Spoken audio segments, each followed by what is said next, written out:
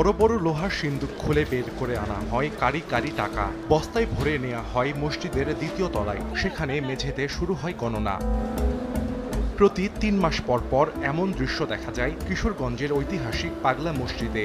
এর ধারাবাহিকতায় এবার ৪ মাস ১০ দিনের ব্যবধানে আবারও খোলা হয় মসজিদের সকল দান সিন্দুক। শনিবার সকাল ৭:৩০টায় মসজিদের বিভিন্ন স্থানে রাখা ৯টি দান সিন্দুক ও একটি দান বাক্স থেকে শুরু হয় টাকা সংগ্রহ।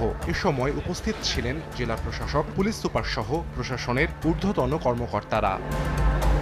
দান বাক্স থেকে পাওয়া টাকা ভর্তি করা হয় ২৩টি বস্তায়। মসজিদের দোতলায় টাকা গণনায় অংশ নেয় নুরানি কুরআন হাফিজিয়া মাদ্রাসার ১১২ জন শিক্ষার্থী। গণনায় আরও অংশ নেয় রূপালী ব্যাংকের ৫০ জন কর্মকর্তা কর্মচারী সহ ২ শতাধিক মানুষ। দিনভর চলে গণনা। ২০২৩ সালের ৯ ডিসেম্বর সবশেষ মসজিদের সকল দান সিন্দুক থেকে পাওয়া গিয়েছিল ৬,৩২,৫১,০০০ টাকা। এবার ছাড়িয়ে যায় আগের সব দানের রেকর্ড।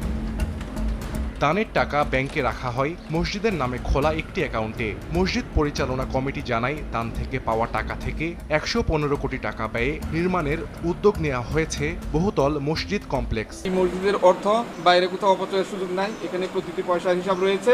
এখানে অপচয়ের কোনো সুযোগই নাই। এটা প্রতি বছর কিন্তু অডিট হয়। এটা একটা ওয়াকফের সম্পত্তি। এখানে এই মোট আয়ের কিন্তু ৫ ভাগ আমরা ওয়াকফে দান করে থাকি, ওয়াকফে চাঁদা প্রদান করে থাকি।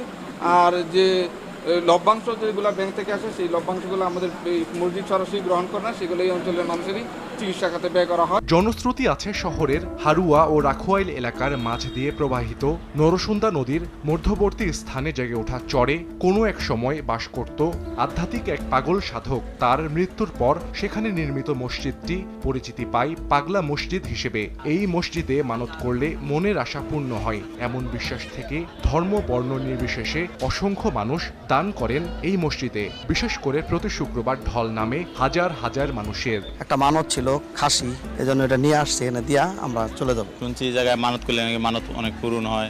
মানুষের ইচ্ছা আকাঙ্ক্ষা এই জায়গায় আসা দোয়া করলে আল্লাহর কাছে তা পূরণ হয়, এই জন্য আসে আর কি। এই জন্য আসা। পাগল ছিল উনি, একজন আল্লাহর ওলি ছিল।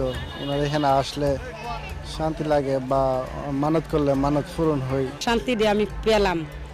যখন নামাজ পড়তে বসলাম তখন আমার অন্যদিকে কোনো কিছু লক্ষ্য নাই। ২০২৩ সালে পাগলা মসজিদের সকল দান সিন্দুক থেকে পাওয়া যায় ২১,৫৬,২০০০ টাকা। তবে মসজিদের তহবিলে মোট কত টাকা জমা হয়েছে তা প্রকাশ করেনি মসজিদ কমিটি।